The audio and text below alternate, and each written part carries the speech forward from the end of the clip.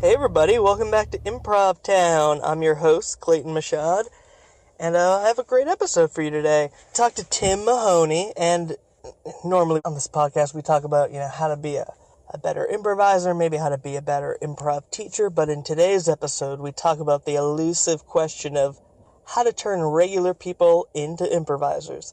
So we talk specifically about teaching 101, so teaching students that aren't improvisers, and hopefully by the end of the class they are. So Tim Mahoney is a veteran teacher. He teaches a lot of Improv 101. In fact, he actually taught my Improv 101 class way back in the day. And so it's an awesome episode. If you've ever wondered, I could teach, I could make people better improvisers, but I'm not exactly sure how you go about taking people who aren't already on board with doing improv and, how do you make them improvisers? See, he has a lot of great advice. We talk about a lot of games that you use to kind of slowly but surely corral people into the improv world. And just so you know, I have a great episode coming up next. I got to interview Dave Rosowski, who has, studied with Del Close, was the artistic director of Second City Hollywood, who I was lucky enough to take a workshop with. Today, the day that I'm actually recording this, it won't be today when you're hearing it, but it was today, and then a few days ago, he was kind enough to allow me to interview him. So that's going to be a great episode coming up next, but today's episode is also fantastic. Alright, as always, if you like this podcast, rate and review us wherever you listen to podcasts, and enjoy.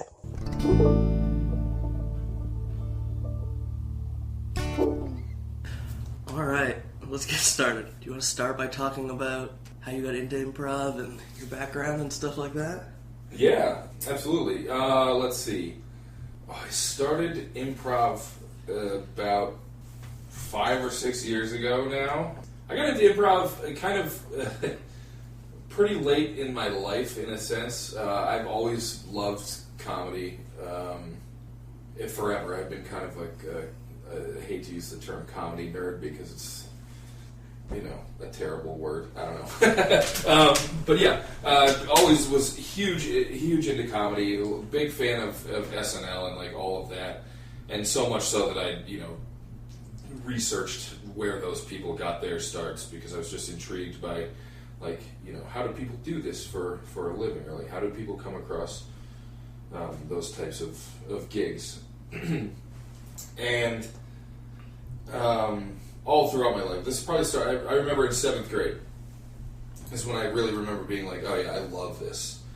Because I was watching Saturday Night Live with my dad and my brother.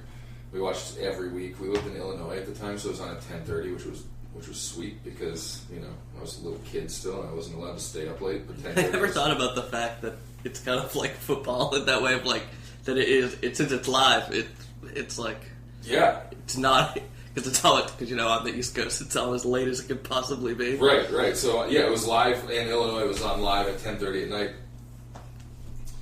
And looking back on it now, I remember watching the episode. I couldn't tell you who the host was or anything like that, but we were sitting there watching, and the episode got interrupted because Princess Diana was killed in a car accident.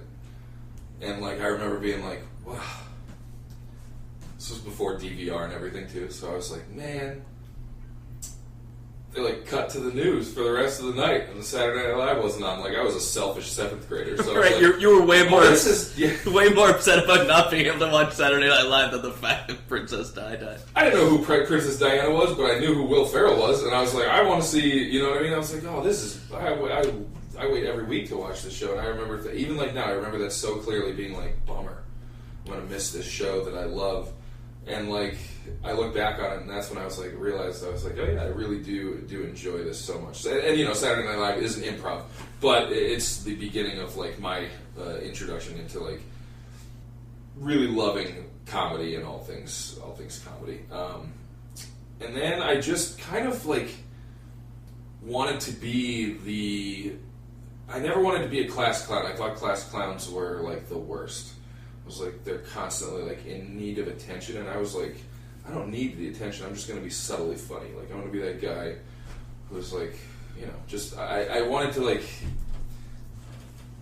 to create things. Like, I wanted to create, like, do work. You know what I mean? In a sense, like, I didn't want to just like goof off. Like, I really wanted to do things. So, you know, all through school and everything, I would write like weird skits and you know, not knowing anything about how that stuff works. Just write weird skits and stuff like that. And then in high school, I did a show called Escapades, and I wrote a bunch of skits for that. It was like a big 11th grade variety show. And I wrote a bunch of like weird skits. Like, there's a river in Wakefield, Rhode Island called the Saugatucket River, and we did this skit called the Saugatucket River Dancers, and we got like all of the larger gentlemen in our 11th grade class to put on some kilts and dance around the stage, and like that. That skit was really, really fun, and I remember being like, oh, being silly is like, this is a fun thing. It's like, it's kind of freeing in a way to like not give a shit about what people think about you, and that was always a big thing for me too. Being a kid that moved around a lot, like, I was always very concerned about what people like thought of me, and I remember in that moment being like, oh well, just like do what's fun for you, and like other people will get on board, or so I thought, and still think. You know, and then okay, so now fast forward to college, blah blah blah. College was a nightmare for me. I had like 8 different majors and 3 different schools and blah blah blah, and didn't do anything. Didn't do any comedy writing. Didn't do any improv. But in the back of my head, I was always like, you know, that's what I wanted to do all the time. I knew it, even though I wasn't doing it. You know, you have to. I was in college basically because I didn't want to get yelled at. And right. Once I like made the decision to leave school, and I was a little upset with that because it wasn't, you know, things weren't going well or whatever. And I stumbled into improv at the Contemporary Theater Company here in Wakefield. It's a semi-professional theater. They do scripted work and improvised work and all sorts of other things. And you know, Christopher Simpson is the artistic director there, and I actually went to high school with him. We hadn't talked in who knows how long, but kind of found my way back. And I originally started doing improv at the CTC because I wanted to do stand-up. And I was like, well, this will be a great way. Yeah, I don't think the CTC prepares you. There's not much preparation for... No, it's not. Like a stand-up comic. No, but I was like, you know what? I just want to do something that's like comedy-related and get back on stage, like, and get comfortable being on stage again, because I was always pretty comfortable on stage, but I hadn't done it in so long. So I took an improv class, and I had an awesome teacher. Ryan Hardigan was my 101 teacher. He's become an excellent friend of mine. We're in a couple of different groups together, and we perform all over the country when we can, and things like that. But I took the class, loved it. Always knew I would, and then once I started doing the classes, I really, really, really enjoyed them, and it was fun. It was like, okay, not only am I doing the thing I want to do, which is improv and comedy, but I'm also meeting like new people and meeting interesting people, and like seeing how collaboration was, and being part of a team again was something that I really enjoyed, and that is kind of the thing that I think caused me to stick with it. I really enjoyed, once again, like stand-up is a lone wolf game. There's not much collaboration happening there. It's pretty competitive. And what I found in the improv world was that collaboration was something I was also searching for. And that was really cool. That was a cool moment to have, to be like, I really enjoy working with other people to create a thing. Whereas before, I just didn't have those people to create with. You know, I didn't know, so therefore I didn't know that I wanted that collaborative spirit to be there. And like I said, I took the class to just get comfortable on stage, and I was going to do stand-up. I had planned to move to Denver. I was like, I'm going to take one class, I'm going to move to Denver and start doing stand-up there. It's got an up-and-coming comedy scene, and it'll be a good place to start out. This is my grand scheme. Cut to a year later, and I'm still taking classes at the CTC, doing improv, upwards of 4 or 5 times a week at this point. One of the best things about the CTC for me was that just the access, I could take multiple classes, I could take workshops, I could get on stage once a week. And that's so rare in the improv world and industry. A lot of places it can be 4 years, if ever, that you'll see some stage time. And for me, being an impatient human, that was a really nice thing, to be like, oh, after 6 months of taking classes and, I just wrap up level 2 and I'm getting asked to jump in shows and things like that. And so the access was there, and that was another thing that really caused it to stick, I think. So that's kind of how I got into improv, in a sense. Yeah, it's a little bit convoluted, but I found my way there, and all along in the back of my head, I kind of knew that I was going to love it. And I have a rather addictive personality, so I was maybe a little leery to jump into this hobby that I knew would consume me.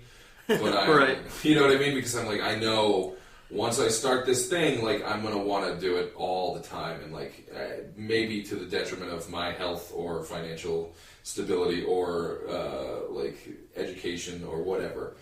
But I did it anyways, and I'm very glad that I did, because it's opened a lot of doors for me and brought me to places that I would have never gone to or been to, had I not done that. So yeah, I feel the same way. When I usually when I get into something, I get super into it, but then it's very short-lived. When I got into rock climbing, I would rock climb every day. But that was for a 2-month period, and now I haven't done rock climbing in a year. Yeah. Whereas improv is the only thing that I got super obsessed with, and then years later, still just as obsessed with it. Well, and I think that's the beautiful thing about improv too, is that you can never, or at least I think you can never perfect it. So right. For me, I really love math, but at the same time, I blew through math real quickly, and there's a right answer for every question you're faced with. Whereas with improv, there's just infinite possibilities. Every word or movement or facial expression or whatever that comes from your scene partner has infinite possibilities. And that's one of the really fascinating things for me. And I think another thing that keeps me sticking to it, even when you have or I have moments of lulls or plateaus or whatever you want to call it, just playing with new people and seeing new ideas form so quickly is really exciting, and that definitely keeps me going. So right, yeah, you could just study the Herald for years, and then once you figure that out, it's there's still an infinite amount of forms that you could spend an infinite amount of time trying to perfect. Right, and I'm glad you brought up the Herald, because that's kind of I think formats are really funny because everything's a format. I think it's some groups really get glued to a particular format, but the Herald was invented by somebody. Just like every other format, and then every nuance or everything you tweak is a new format, and everything, I can't even think of how many formats have arisen out of working on a different format. And that's what I like. There is no end, really, to the possibilities, so you can't ever, I feel like you can't ever get ahead of it. It's kind of like that Indiana Jones movie that I've never seen that has the ball in it. The rock that's rolling down a hill. In a way that, if that rock was super positive and fun, to me that's improv, I guess. It's always constantly moving and chasing and things like that. So, yeah. Yeah, and then you can always invent your own form, and then it spend all the time trying to figure out whether it works or not. Right, and that's the cool part is you can rehearse and train all you want, But sometimes until like you get in front of a live audience, you're like, oh, this was a great idea, like, and then it could flop on you. It could like turn into nothing, or it could turn into something amazing, and that's just when I get snobby about improv and I'm talking to people, like I want to sound like I know what I'm doing. I always say, improv is the most. It's like a firework, you know what I mean? In the sense that it's there and gone in that moment, and like it's everything affects it. Despite the fact that we could pour the right chemicals into a cardboard tube and shoot it into the air and expect one thing to happen. If the wind is different in that moment, or the light, the moon is brighter than you expect it to be, or there's clouds, or, whatever, that changes the final outcome, no matter how much you think what you could potentially happen. It's constantly changing in real time, so I'm sure there's a vocab word that I could have used to eliminate the last 4 sentences I said, but I can't think of it right now, so, yeah. Cool, so and then you've been teaching for a while, right? Yeah, it was weird because I kind of got fast-tracked into teaching. I'd been doing improv, I finished level 4, and the next thing I did was teach 101. I was a TA, I was a co-teacher, with I forget who it was, but they were a pretty experienced teacher, and I kind of learned, how they ran their class, took notes on what they did and what I would do different and what I would do the same and all that. And I've always loved teaching in general. I love teaching people new things. I'm fascinated by the way people learn, and I am a teacher in my day job is teaching as well. So I teach improv during the evenings and teach elementary school during the day. And I love, but I get the same kind of joy out of both of those things, which is really cool. But yeah, so I've been teaching improv now for 3 years, probably. I've taught various levels, at the CTC particularly. I've taught, they have levels 1, 2, 3, and 4. I've taught all 4 levels. But the one I enjoy teaching the most is 101, is level 1, for sure. It's the best. I love getting a new group of people that have never experienced this thing that I love so much, and getting to share that with them, and have them teach me a lot as well without necessarily knowing they're doing that is a really cool byproduct of that. So yeah. Cool. Yes, let's talk about teaching level 1 or 101, whatever they call it. Whatever you want to call it in your theater, it's all the same. Level 1, 101. So I've never taught improv. To me, I feel like level 1 would be the hardest to teach, because I know a lot about improv, but I feel like all of the things that I have to teach about improv would be to people that already know, who are already on board, and can at least, as long as you're at the point where you can do a crappy scene, I can help you do better scenes. Gotcha, you're not, you need to listen more. You need to agree more. You're not reacting to this person's posture. You're being too coy. Whatever advice that you could give people, but the people have to already, they kind of already have to be comfortable. 2 people walking on a stage and just making stuff up together. Yeah. So I guess the thing is how do you? I feel like I can help people make better choices, but first you have to get them to just be comfortable making any choice. Yeah. So how do you? Definitely. I think that you have to teach. I know a lot of people, great improvisers, that the teaching 101 is like a nightmare to them, because that's for the exact reasons you said. How do you? Right, I know, you could have, the choices you could have made in this moment, that would have heightened the scene, or X, Y, and Z, right? But in 101, that's, the last thing you want to say to a person. Well, you could have, there's a lot of choices you can make, blah, blah, blah, and, you're just going to put them instantly into their heads, which they already are, because they're 101 students, let's see. I taught you 101. Now that I think You about did. it. You did teach my 101 class. Yeah, and I don't know if this was the same class, but I've had students as old as I think my oldest student was 85. I had an 85-year-old woman taking improv for the first time in her life, and she was wonderful and very inspiring just to have the stones to get up there and do a thing, at that age. It's got to be tough. And I think in that same class we had a 13-year-old kid. We had a 13-year-old boy in that class. So we had a 13-year-old and an 85-year-old in that class. And that's what I love about 101 is you get this really diverse group of people who don't necessarily want to pursue improv as even maybe it might not even be a hobby for them, it might just be hey, I got a gift certificate to this class and I decided to take it with you, and that that's happened before, and it's well, how do you make this fun for that person who has no idea what they're walking into?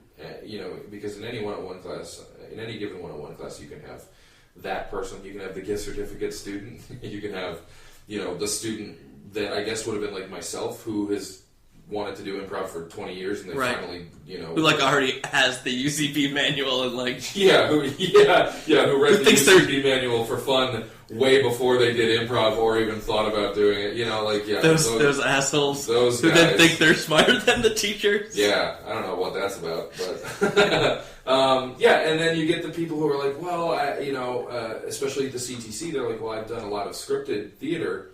And I want to take this improv class because I think it'll help me be more flexible within that setup, with that structure of doing scripted work, and it definitely does. I think one of the coolest things about the CTC is that it does do both. On a Friday night you will have your main stage scripted show happening at 7 o'clock, and then at 9:30 an improv show goes down, and that's really cool. And a lot of times it's significant amount of crossover between the two shows. A lot of people doing both, and it's helped the scripted work for sure because it helps those people with flexibility. But anyways, I'm digressing into a whole other thing. Teaching 101, and what did you ask me? You asked me about how do you get people. Yeah, so with other classes, you're obviously you're making improvisers better improvisers, but in 101, you're turning people who aren't improvisers into improvisers. So, how do you... Well, it's pretty systematic, actually. I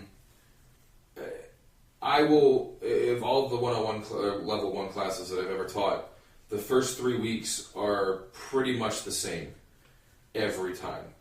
After that, depending on who's in the class and how the first 3 weeks went, we can tinker with it to give the students exactly what we think they need. But those first 3 weeks are specific, and in those first 3 weeks, we are teaching them that failure is not only inevitable, but it is encouraged and a sought after thing almost. Because I feel every time, throughout our entire lives, we're taught that failure is not an option. That's a bad thing, and for the most part, it is. Right. Everywhere outside of improv, it is a bad thing. And if you take that too literally, failure in improv is a bad thing. You can have a failed improv scene that is not fun and not good, right? But we're talking about momentary failure, I guess. So the first 3 weeks are really about breaking that construct. And we do that through games, just basic games that are designed to inevitably fail. So we play a game called, you can call it the name game if you have a 13-year-old in your class, but it's called Mindfuck. And, the first level is we're going to stand in a circle, toss a ball to a person across the circle and say their name. And then do that for 5 minutes or whatever, until everybody's done it a bunch of times, and it's this is easy, right? Everybody's got this. This is easy. We've got this under control. Okay, cool.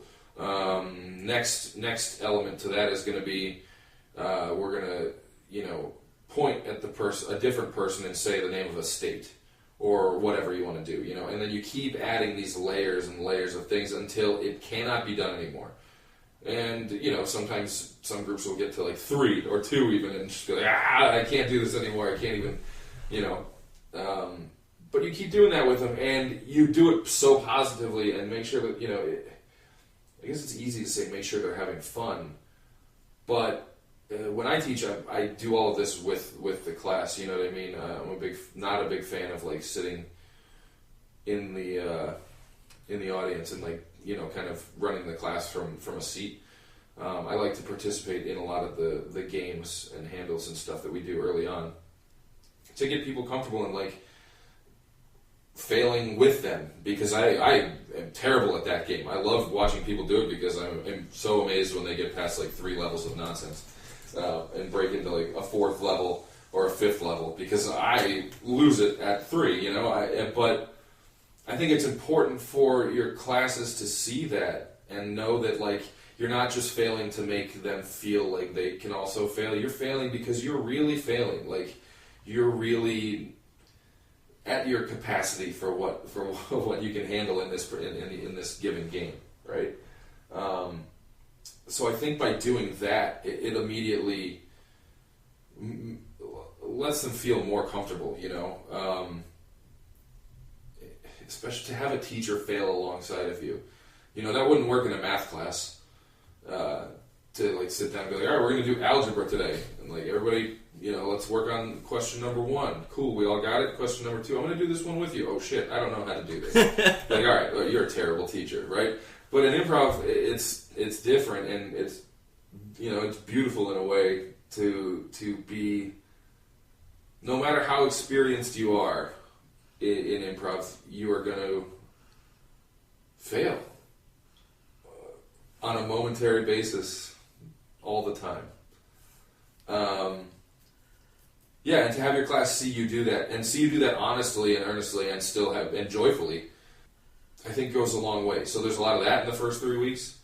And obviously you give them things that like they will succeed at to a certain point, especially, we don't do much scene work in those first 3 weeks. We do a lot of like, they remind me of like Boy Scout camp, like icebreaker type stuff, Right. And get those people comfortable with each other. They're going to be on this 8 week, for us it's an 8-week class, an 8-week journey, figuring this thing out, or not even figuring it out, but just like wrapping our heads around it a little bit, like trying to get a little bit of a handle on what we're doing. So we'll start off with a lot of that stuff, name games, word association, things like that, to get going, and then we'll jump into probably like week 3. We'll start to my background comes from Keith Johnstone's improv teachings. It's a more narrative background, and that doesn't mean it's right or wrong. It's just what I was trained in initially. Right. So we work on just like a little bit of storytelling, but still in a very gamey way, like one word at a time story, or like story die, which is you line them up like a firing squad, and then you point at them, and they keep telling a story until you move your hand on and point at somebody else. And if they screw up or flub a word or stumble over some words, you shout die at them, which can be a little bit intimidating, I guess, at first to people. But if you got to remind them, do it joyfully, and like when you die, like make a scene out of it. Go ahead, like die however you want to, and let them have fun with that. And I think like. I feel like once you get past that fear of, well, you never really get past it, but once you get past like that initial fear of like, oh, if I screw up, it just doesn't matter. Right. And obviously we're talking about 101 here, or level 1. Like it does at this level, it should never matter. Like, I am a big believer in not giving any notes in 101. Unless a specific student wants notes. I always say, like, if you want notes, come talk to me after class. But but otherwise have fun, be yourself, play characters, do what whatever that means to you, do whatever it means to you. Let's have fun. Because if it's not fun, if you're not having fun, there's no way failure is ever going to be fun. So, yeah, it's kind of just like, it's hard to explain. This is a good question. It's really hard to explain. Like, just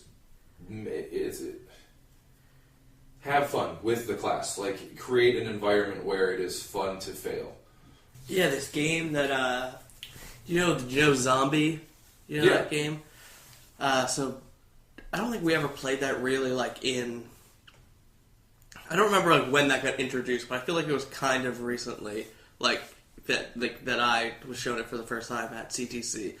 And I feel like that's like a perfect game. It's kind of like the perfect metaphor for like the way of embracing failure. So I'll just explain it. Obviously, you know it, but I'm going to explain it for the audience. Yeah. So everyone's in a circle, and there's a person in the middle, and they walk with their arms outstretched, all zombified, towards a person, and that person who's being attacked or whatnot has to make eye contact with someone else across the circle, and that person they make eye contact with someone, and then that person says a different person's name, and the zombie redirects. And so obviously, like, you don't want to get attacked. The point is to not get eaten by the zombie or whatnot. But if you do, and then if you do, you become the zombie, right?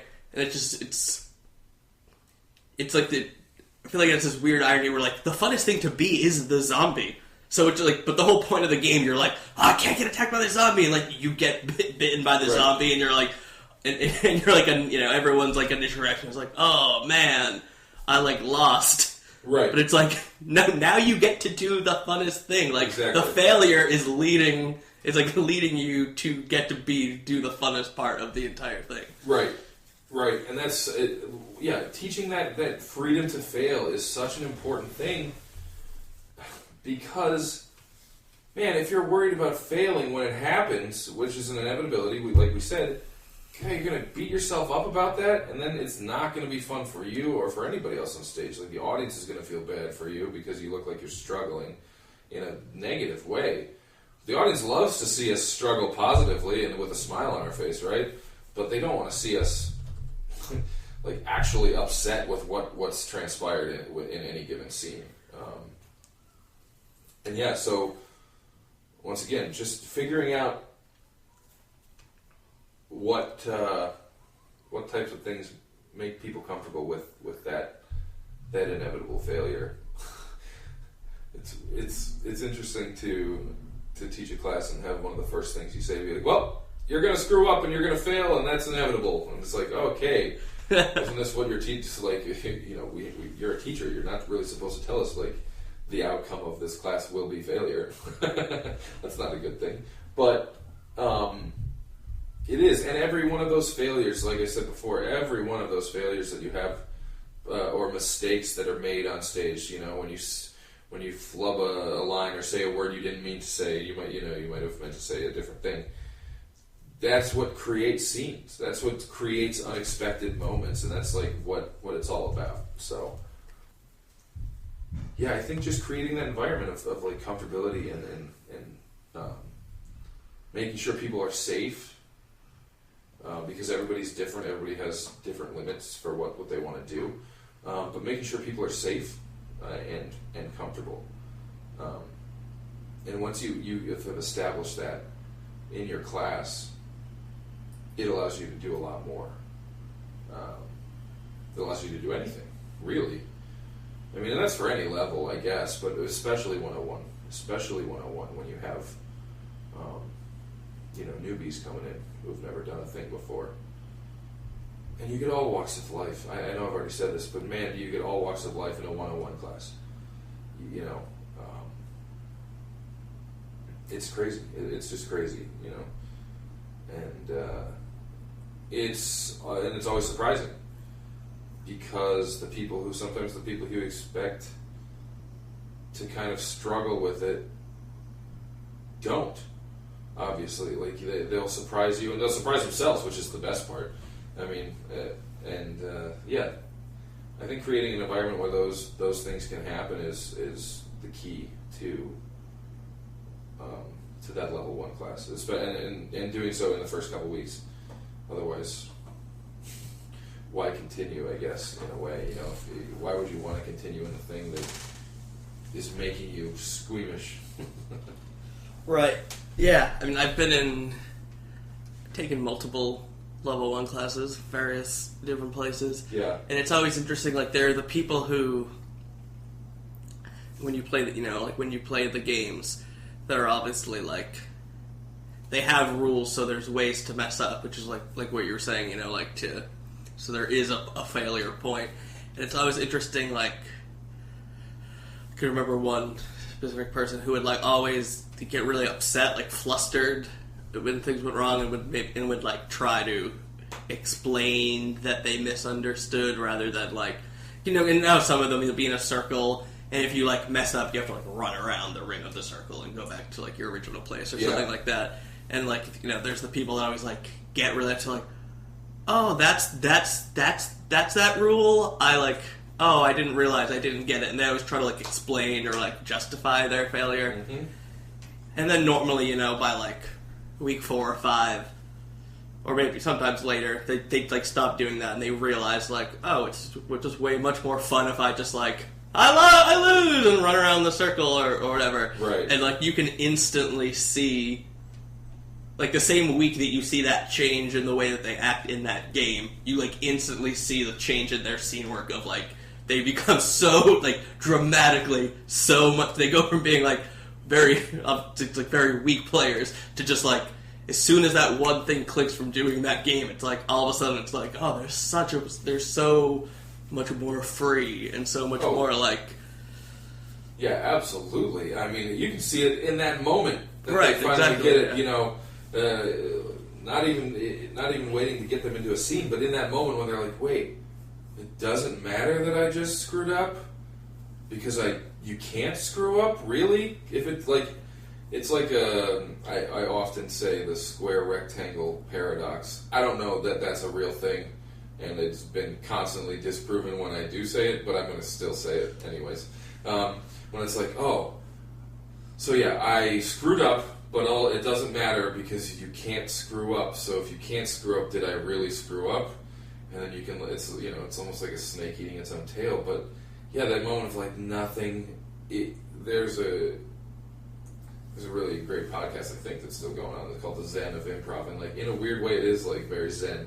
It's like, oh, nothing matters. I am everything. I am nothing at the same time.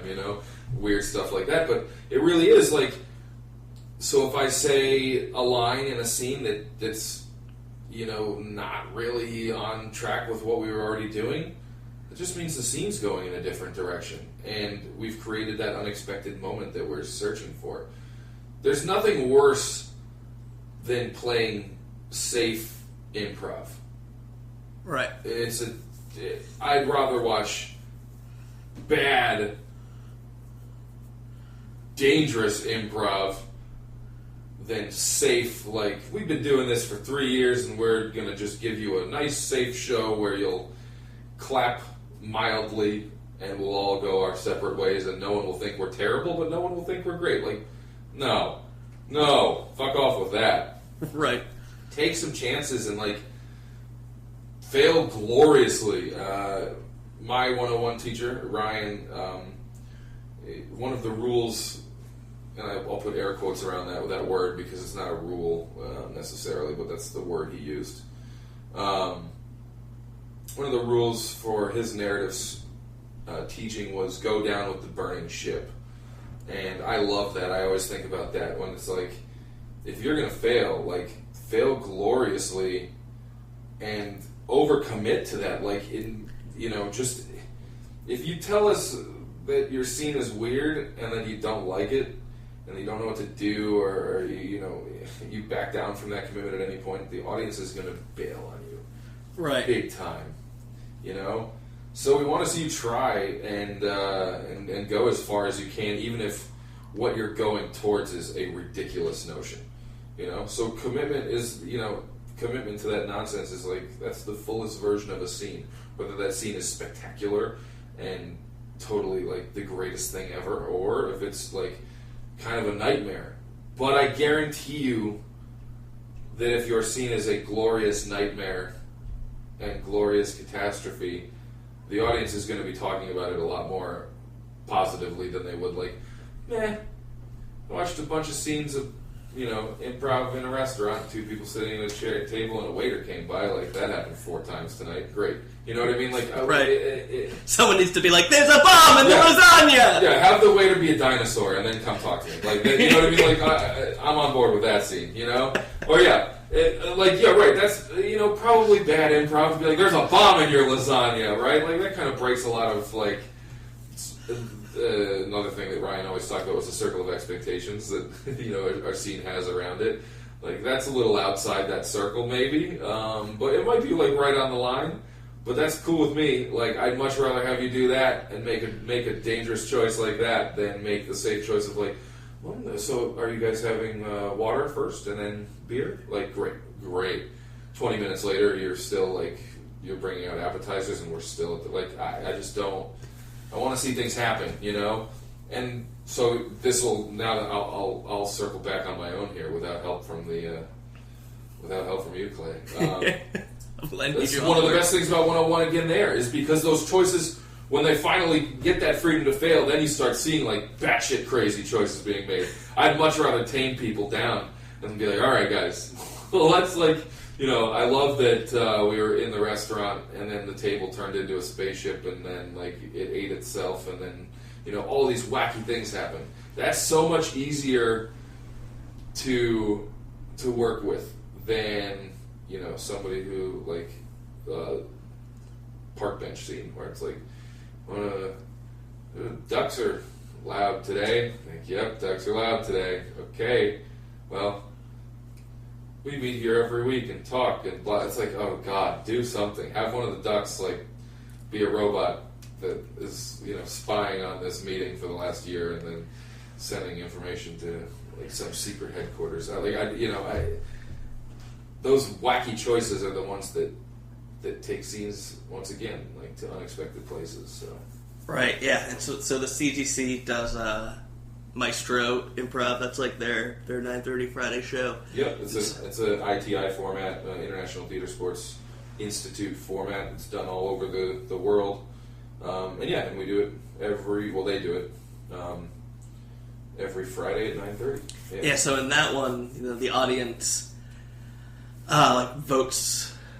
At the end of the scene, the audience, like, by round of applause, either gives it a 1, 2, 3, 4, or 5, and then the points are tallied up and people get eliminated and stuff.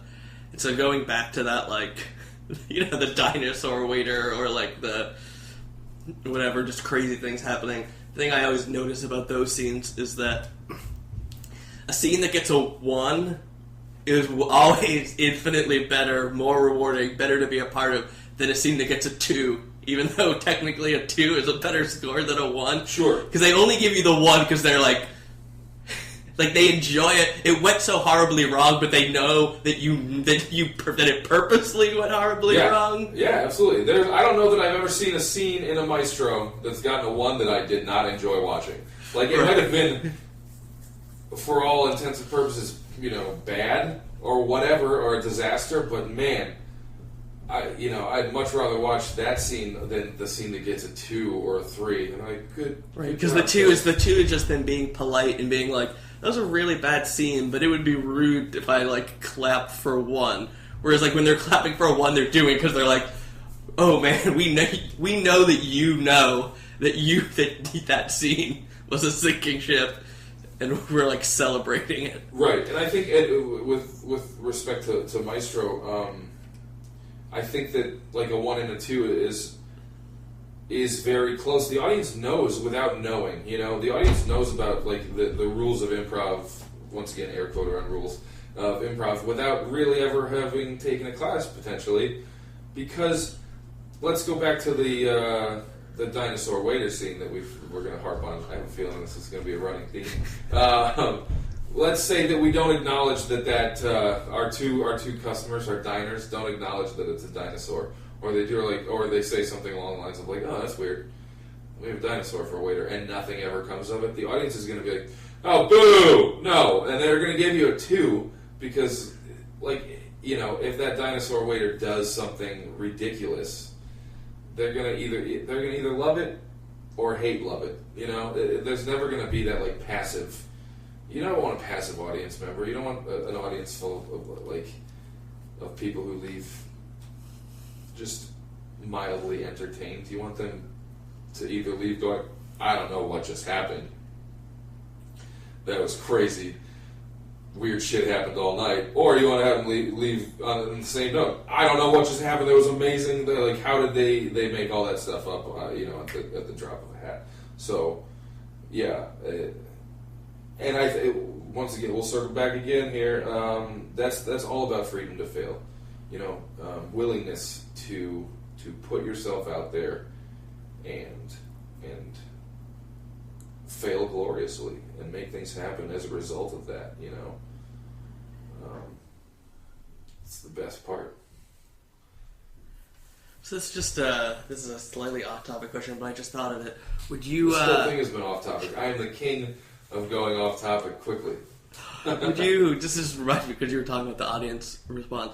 Would you rather play in front of an audience of people who have seen a lot of improv, or not an audience of people who have never seen improv? What do you think is? I'd rather play in front of an audience that's never seen improv, and I don't really know how any other improvisers feel about that. But I say that because improv, an audience full of improvisers is cool. Well, I guess that's a whole other. Yeah, it's like people who have never seen improv, people who have seen improv, and then improvisers. Oh yeah. I guess. I was immediately thinking of because a lot of shows are performed for audiences of improvisers, and which is the worst. They're the worst audiences, and I'm often that person in the audience. Like, oh, that was a really savvy move that they just had in that improv scene. It's like, God, if I went back and told I would never. I'd hate myself if I could look at myself doing that, but it happens all the time. To me, I'm like, ooh. Kudos to them for that callback or whatever, But an audience full of people who don't do improv is like, how did they remember that apple was, a gift from the king, and it was going to, it had the secret of eternal life in it or whatever, I like that audience of that is never. Were you saying? I'm sorry. See, off topic again. Were you saying an audience full of improvisers or? Well, originally I didn't. I just meant people who have seen improv and people who haven't. Because with people who haven't seen improv, you kind of need to explain, at least somewhat. But then as opposed to people who have, because I do think that there's something about those first. It's so much more easy to be impressed when you're a virgin to improv. I remember some of the best shows that I've ever seen were obviously early on, when I first started going to shows. Even before I took level 1, I went up to UCB Sunset and saw their musical improv team, and I was like, holy shit, that was the most incredible thing I've ever seen. Yeah. And then Largemouth Bass from Pig, which I have now performed with, I don't know, a dozen times at festivals and various places. But the first time I saw them perform, I was like, holy shit, this is the most mind-blowing thing. And now I perform with them, and I probably don't even, now it's knowing how the sausage gets made type thing. It's but I remember the first time. You still love the sausage. That's the thing. Yeah, that's how I love the sausage. That's how I can that's how I know I love improv so much. Sometimes when I'm in those periods of those lulls and plateaus or whatever, I'll see a group and I'll just be like, man, how did they pull that one off? That was amazing. They were on that to be on the edge of your seat in an improv show after doing improv for a long time is probably kind of a rare thing, but it still happens to me quite a bit. I love it, Yeah, I listened to on Miles Strauss' podcast. It was him and Craig Kukowski, and he has the set at the end of it, and I listened to that. those ones are like kind of hard to listen to because it's just him they're in a theater and it's just mic'd. It's not like Improv for Humans where they're like, you know, in a studio. Yeah. And so, like, normally the sets are, like, hard to listen to just because... And they're still doing physical improv that you don't get to see. You don't get to see the edits. So, like, a lot of the times it's hard to follow. Right. But I was like, I'm just going to, like, sit down and, like, really focus and, like, really listen to it. And obviously, like, Miles and Craig are, like, gods of improv. Like, studied with Dal, have been doing improv, like, between the two of them probably for, like, 50 years. And for longer than improv has been being done. Yeah, if you combine the two of them for longer than improv has been being done. Yeah. And that was one where, like, it ended up having this crazy, like, at the beginning it was like a father and a son fighting about how the son didn't want to play the tuba in the band.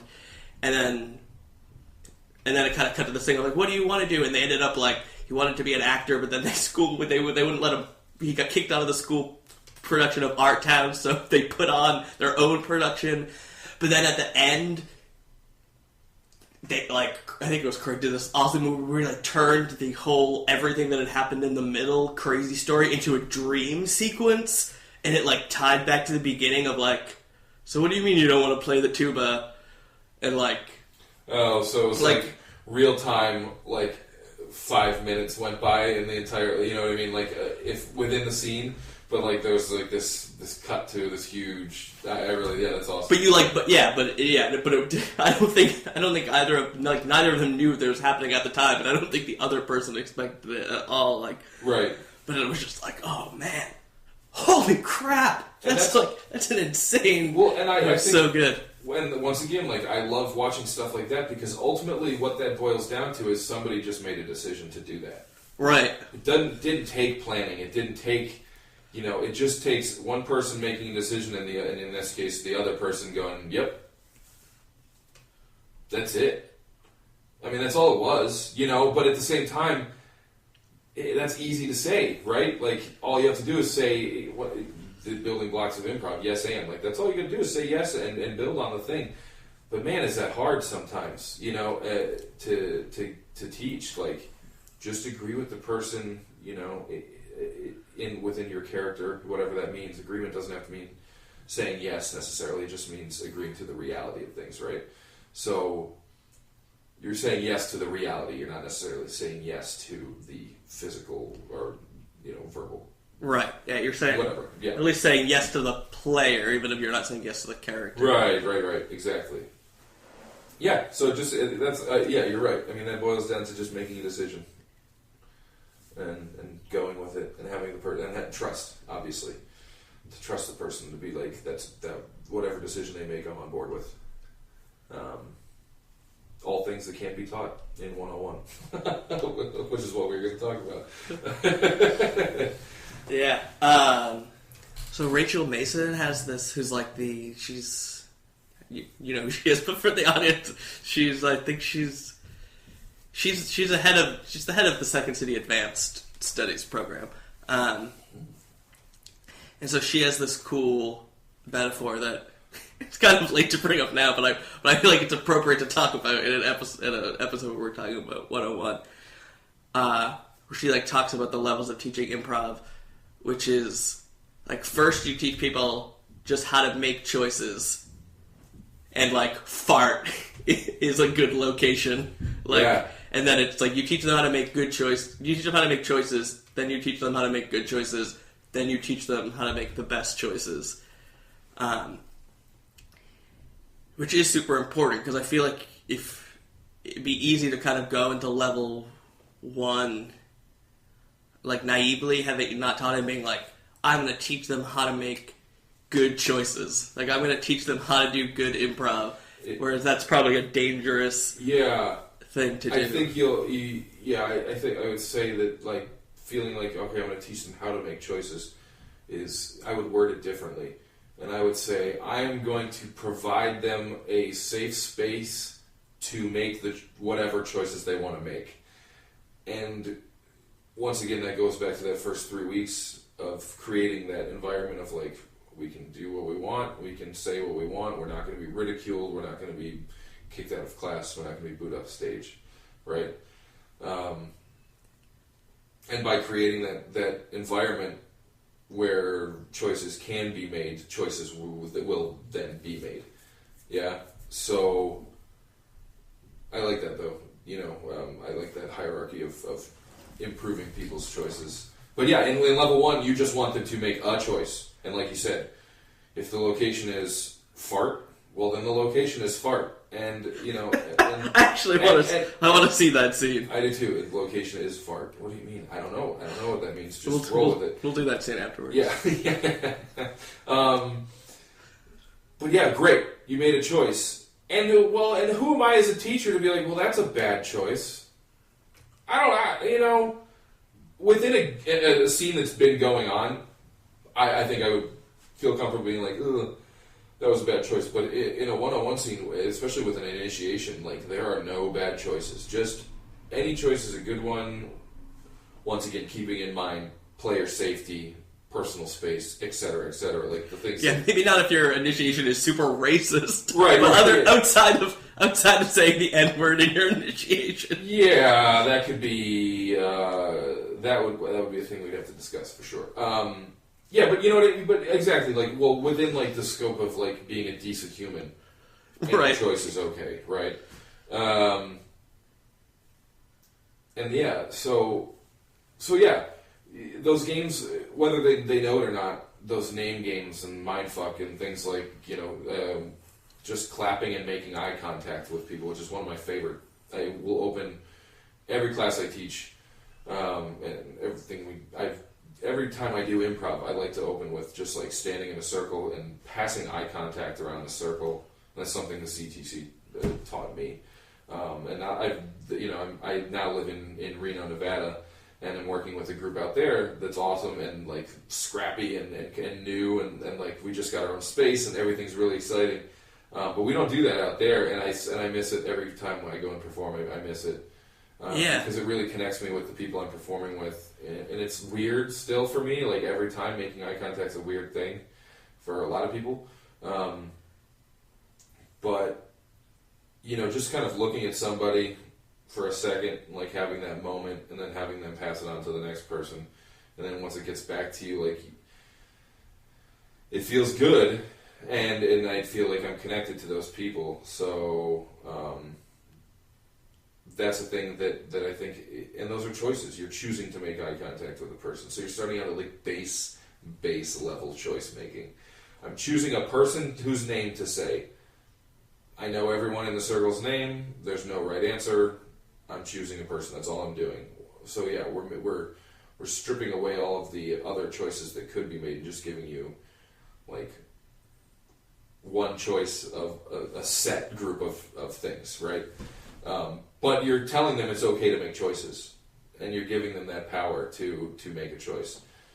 So in week 4, when we kind of start teaching handles or improv games a little more,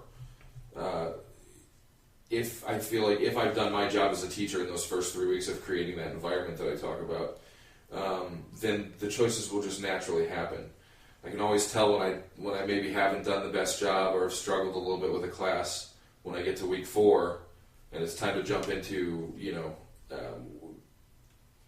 scene work type stuff, a little bit of scene work with handles and games and stuff, and they'll still like be hesitant to make a choice, but if they're not willing to make the choice, then I feel like I haven't created that environment that I'm hoping to. So. Yeah. Cool. So we talked about getting them to make choices at first by like playing the games. What do you think the best way to like the first scenes that you're ever gonna have them do, right? Like so the first 3 weeks you've just had them play games and get comfortable failing and having to connect with their other people and make choices, whether it's just who you point to and say their name, or whether it's like a word association or something like that. Mm-hmm. But so now it's time for first scene, right? First time they're ever them and someone else are just going to walk up a stage and have to make up a scene. What is what parameters, or that's not the right word. how would you set it up for the first time that people are going to just go and do? So there's two games or handles that I really like to do first with people when it probably feels to them like, oh, we're doing real improv now. Now that they know what it is. Obviously, they knew what it was if they're going to take the class. But this is probably the first time I would think that they're like, ooh, we're like making things up together as a group. There's two games that I really love. One is Yes and Experts, and it's the simplest, easiest game ever. You can play with 2 or 3 people. You can play with however many people you want, I guess. But usually I play with 3 people, and you sit them in a row. And it's not, you just say, you guys, we have a panel of experts up here, and then you go to the rest of the class and you'll ask them, like, what are these people an expert on? And a lot of times you'll get, like, whatever answers. But somebody will be like, okay, they're experts on whales. Great. So, here's the rules of here's how this works, guys. Each person is going to say a fact, or not a fact, but they're going to, whatever we're going to accept. Something they purport to be a fact. Yes, we're going to accept whatever you say as the truth. As an audience, we believe that you are an expert. So whatever you say goes. And just say whatever comes naturally to you and build off of what your scene partners are doing. So we'll do a quick one. We're experts on whales. And the first person will say, whales are giant mammals that live in the ocean and swim around. Yes, and a lot of people don't know, but they're afraid of the dark. Yeah, and yes, and they're afraid of the dark because they swim at such deep depths, such shallow depths, that they never have experienced a lack of light. Yes, and their nose is actually where their butt is supposed to be. Right, great. And we'll call scene right there, right? So I really love this because it teaches you obviously you're literally saying yes and, which is a great thing. But you're also learning to build on what your scene partner is saying. So you're accepting their reality and using what that person said to create and build a new reality, or a continuing reality, I guess. Whenever I teach this game, I always use the example of mowing your lawn, like with a push mower. If you mow like wheel to wheel, right? If you mow one strip and then turn around and mow right next to the strip you just mowed, you're inevitably going to have a little strip of grass in between those two, right? You're going to miss some if you skip and go right next to the thing. So what I'd say is you got to turn the mower around and go like halfway, wheels in the middle of where you just mowed, right? So you're making sure that you get all of that grass trimmed. You can't leave any behind. That gap of unmowed grass is the audience. That's audience confusion. They're gonna say like, wait, how did you? If we said, whales are giant mammals that swim around the ocean, and then and we skip the part of like, and they're afraid of the dark, and we say, well, and that's because they swim, on the surface, and there's never a lack of light. Well, all of a sudden we don't know like what the hell that person's talking about if we skip any of that. So you got to take what the person before you did and build on that. So I like that because it creates cohesive scene work. At least regardless of how wacky it gets, right? Whether if it's about polar bears and the polar bears end up in space, if we do it seamlessly and are always using a little bit of what the person before us said, that's never going to not make sense. The audience will be on board with that continuously. Yeah, there's this cool. I took classes at Second City. I wish I could remember the specifics of the metaphor more, but it's like building a ladder, and you can't just. It's similar to like you're mowing the lawn thing, but it's like it's not like one person puts a rung and then you put the next rung. You have to like build the outside that holds those rungs together. So it's like the first person puts one rung of the ladder, but then you also have to like add the parts on the side that connect it for you to be able to put the next rung. Well, not surprising that Second City has a better metaphor for creating scene work than I do. It was even better than. But what I'm afraid of heights, so I don't go on ladders. I used to mow lawns, so that's what I'm rolling with. Yeah, but no, I really like that. Yeah, because you're building like scaffolding, basically. You know what I mean? You can't just put another board on top. We're going to create another metaphor right now. Yeah, I think scaffolding is even better. So we're just going to, for the audience here, we're just going to stop asking questions and discuss metaphors for scene work here. They're all going to be the same. So imagine you live in a fart. Yeah. And you're building scaffolding. No, but yeah, that's very true. And so that's the first exercise that I really love for that, because of its ability to create and help them. It helps create cohesive scenes, but it also will show you why cohesive scenes are important. Because it might be fun in the moment to be saying some wacky shit, and it always is. But when you're done with the scene, you'll probably have that feeling of like, there's something missing there. Like that was weird and fun, but it didn't necessarily. We couldn't really follow it. So yeah, I think it teaches that really well. And it's a simple setup. There's not a lot of stress. It uses those magical improv words, yes and, that people are so dying to be a part of. I've now yes and. That stuff came off really snarky and sarcastic and like, fuck you, yes and, that's not what improv's all about. But that's not how I feel. I really, but yeah, I think I really like that it builds that right into it. And it emphasizes the and, right? The yes is important, but if you just agree, then you're just going to be agreeing and not building together. So yeah, I think the emphasis on the and is super important.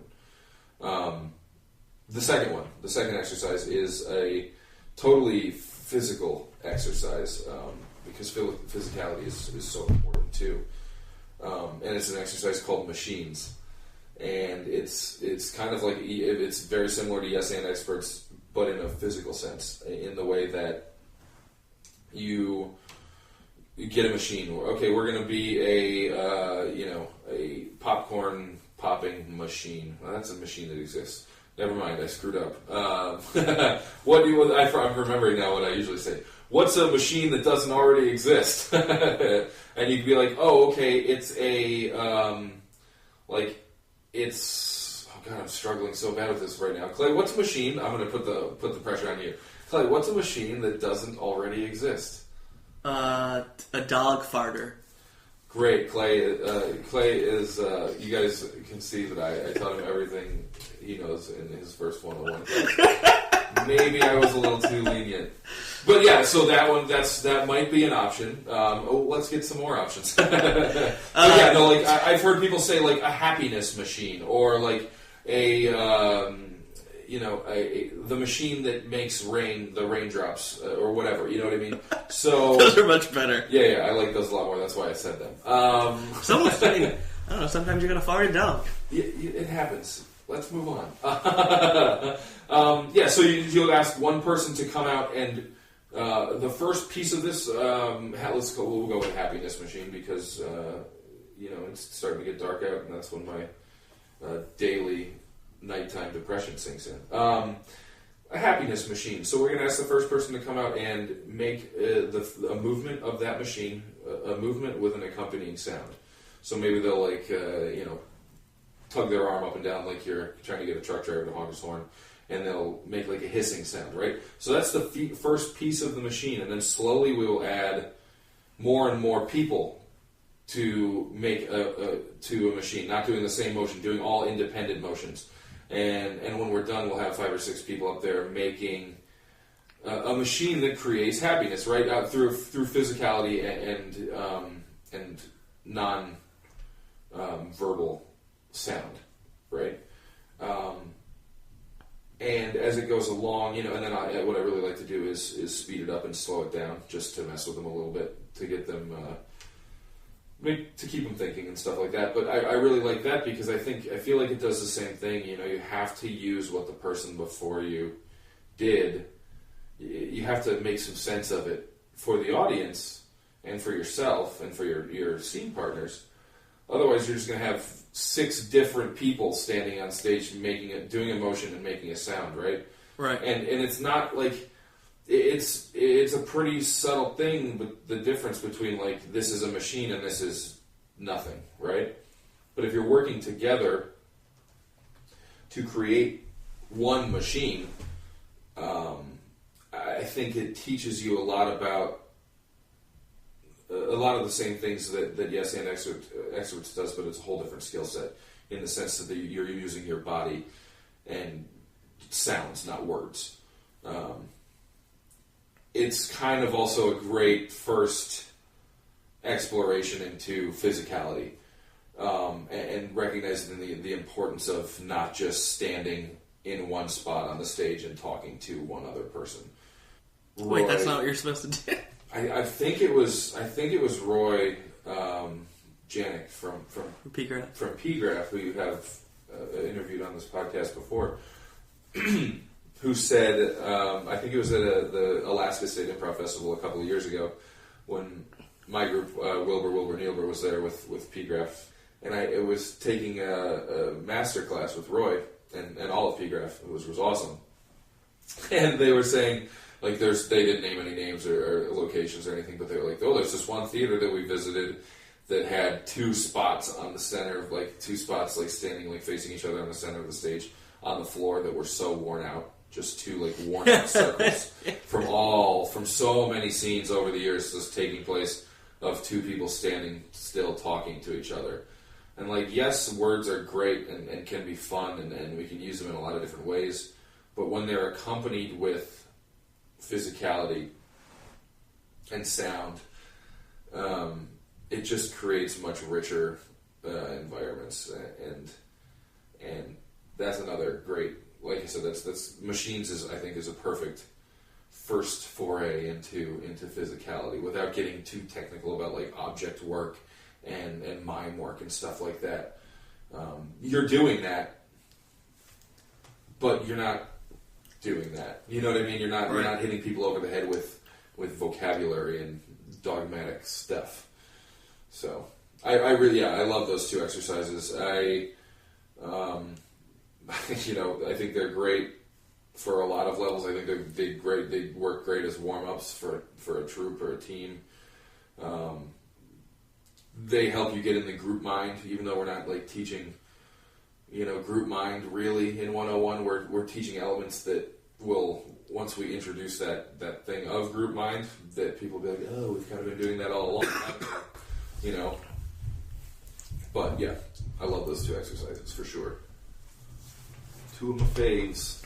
Sweet. So, pretty much wrapping up. Do you have any other exercises or anything that we haven't talked about that you feel are important things to do in a 101 class? Yeah, I mean, I think that, yeah, I do. The 101 classes that we've done have had a lot of stuff.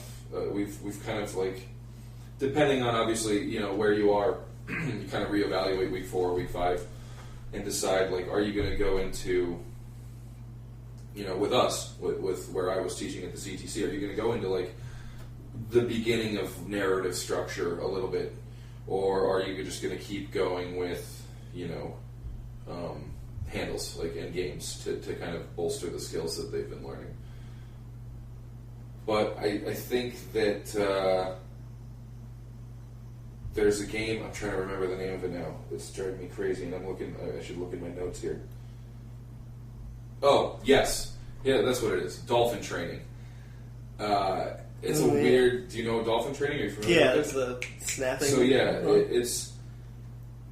it teaches, it's weird. Like, when I remember first doing dolphin training in 101 all those years ago and hating it. Being like, why am I doing this? Yeah, this is like, I don't mind being silly. And I don't know that I've ever fallen in love with it. So I hated it for a long time, and then when I started teaching, I didn't even really want to teach it. But I had a co-teacher, Kate Sales, who's a great friend of mine, and she loves dolphin training, and she was like, no, you don't get it. It's all about being supportive. And I was like, how are we being supportive? We're, like, kind of, like, trolling this person. We'd argue about it back and forth. Kate and I have taught a number of 101 classes together, actually. Yeah, I was going to say, she taught my 101. Yeah, she was a co-teacher of your 101 class. And what dolphin training is you get one person on stage, and the rest of the class acts as the audience. But they're quite involved in the scene. the scene can't happen without that person. And so it teaches so many elements of like what being on stage in an improv show is kind of like if you're really in the moment and like aware of all the things happening, not just what your scene partners are doing, or not just what the show at large is trying to accomplish, but is also aware of like how the audience feels and what the audience wants and how the audience is going to react and things like that. So what dolphin training is you get one person on stage, and before that you decide an activity that or an act that this person is going to have to do. So you have them leave the room first. You have them leave the room first. Yep, sorry. You have them leave the room first. And you're like, all right, what are we going to make this person do? It's like, oh, we're going to make them like sit on the chair in the corner of the room, or we're going to make them do jumping jacks, or we're going to make them like touch their hand to their head or take their hat off, or whatever the hell it is. It does not matter. Something not obvious, but not like super obscure. Have the person come back in the room and hop up on stage or into the open space, wherever you're teaching. And then you just say, okay, start doing things. And that's usually what takes the longest, is for them to make the first move. Because when you give somebody nothing, and you're just like, okay, go ahead, do something. And they'll just, a lot of times people just like stand there for a while and look at everybody, and everybody's waiting. And then they'll just start walking around. Then they start walking around, and maybe then we have something happening. So let's say the thing that they're going to do is go sit in the chair in the corner of the room. Let's say they walk around to the opposite side of the room where the chair isn't. They're not going to hear anything from anyone. They're just going to struggle in that moment, really. So maybe they'll decide to change course, walk to the other side of the room. Then the audience will, or your class will say, as they get closer, they might give them like a soft ding. Oh yeah, it's dinging, not snapping. Excuse me, snapping would work too, but that's not how you train dolphins, Clay. They use bells. I don't know if that's true either. I think they use fish. So yeah, use raw fish. Throw a fish at them. No, yeah. So you give them a ding to kind of let them know, like, hey, you're doing something right. You know, much like an audience will clap or laugh if you're doing something right. You know, or be emotionally changed in some way, whether or not whatever the case may be. So I think it teaches you that. It kind of shows you like, oh, if I do this thing, and like we're not slaves to the audience, obviously, but I think there's a lot of goals of an improv show. One of them is to entertain the audience that is hopefully paid to see you perform. So you should be aware of the audience and what their wants and needs are. So I think dolphin training teaches you that in that moment. It also teaches the class to be supportive in all roles, whether they're in the scene, on the sideline, waiting to jump into the scene if they're needed, or just watching the scene, waiting for their turn for the scene to be over so they can do a scene next. It teaches that all different levels of support, and it's giving them the person on stage that information that they can then use to find the thing.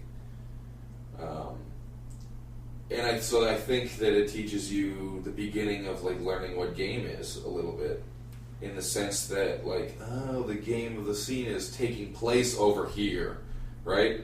Right, yeah. So it's like, oh, they laughed a little at that thing. Yeah, I should maybe do that's more. the interesting thing about this thing. scene is over near this side of the room, so I'm going to do that more. So it's like entry level of so many different facets of improv, and I'm finding out as I'm talking even right now. I'm like kind of having little revelations about that game. I've never seen the benefit of it, but now that we're talking about it, I can see. And it can easily not be done right. It can be done poorly, and it can be not. It won't. I don't think it's ever destructive. If anything, it'll just be goofy and silly. But I think when you look at it at like a deeper level, and obviously, this stuff is more for a teacher to use right now that we're talking about, because you never want to present dolphin training in this convoluted of a way.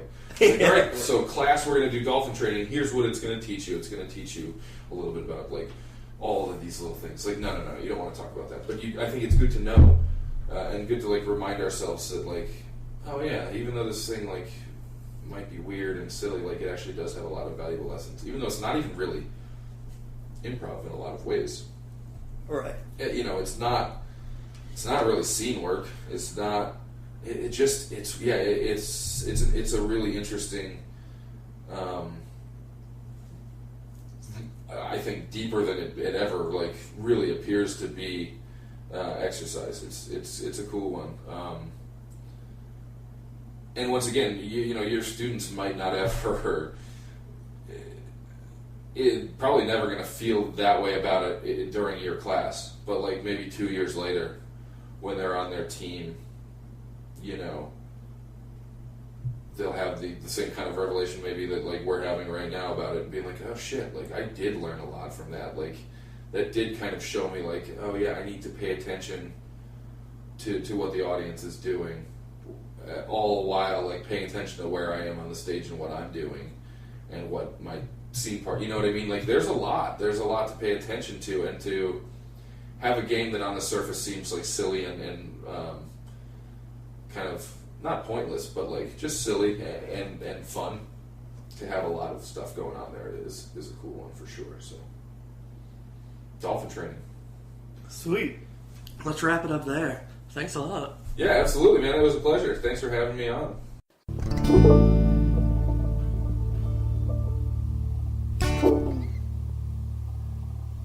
You've been listening to Improv Town. If you enjoyed this episode, rate and review us wherever you listen to podcasts. And if you're in the Rhode Island area, don't forget to check out all the great local improv.